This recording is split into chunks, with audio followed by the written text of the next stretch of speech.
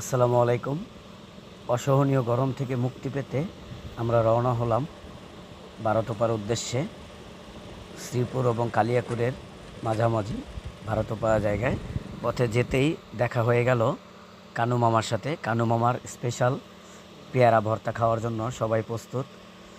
সবাই পেয়ারা চয়েস করে দিলাম, নিষাদ কাটতেছে। অবশেষে কানু মামা পেয়ারাগুলো কেটে খুব ভালোভাবে ধুয়ে পরবর্তীতে সরিষা বাটা, তারপরে মরিচের গুঁড়ো এবং লবণ দিয়ে তার মন মতো করে সে মিক্স করলো এবং ভর্তা বানিয়ে আমাদের সকলকে খাবারের জন্য প্রস্তুত করে একটা ব্যাগে করে আমাদেরকে খাবার দিয়ে দিল। পরবর্তীতে আমরা মজা করে সবাই খেলাম এবং আবার যাত্রা শুরু করলাম সামনের দিকে। ভালোই লাগতেছিল ভারতপার রাস্তাগুলো, দুই পাশে সারি সারি গজারি গাছ, মাঝখানে রাস্তা, লাল রাস্তা শেষ হতেই পৌঁছে গেলাম আমাদের সেই গন্তব্যে, যেখানে ডিপ টিউবওয়েলের ব্যবস্থা করা ছিল। অনেক ঠান্ডা পানি, সবাই মিলে খুব আনন্দ করলাম, আনন্দ করে গোসল করতেছিলাম। অনেক শান্তি লাগতেছিল পানিটা যখন শরীরে পড়তেছিল, এত পরিমাণ ঠান্ডা যে আমরা সবাই মন ভরে গোসল করলাম। অনেক ভালো লাগতেছিল, পরম শান্তি পাচ্ছিলাম সবাই।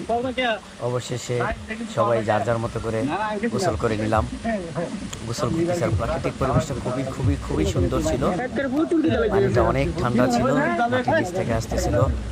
পানিগুলো চলে যাচ্ছিল পাশে যেখানে ধান আছে, ধান চাষের জায়গাতে মজা করলাম, সময় নিয়ে গোসল করলাম, ভালো লাগলো অনেক। সবাই মিলে যতটুকু সময় পেলাম, মন চাচ্ছিল না পানি থেকে উপরে উঠি, পানিতে পড়ে থাকতেই মন চাইতেছিল। যতক্ষণ পারলাম নিজেদের মতো করে গোসল করে নিলাম, মজা করলাম। সবাই ভালোই এনজয় করলো যার যার মতো করে।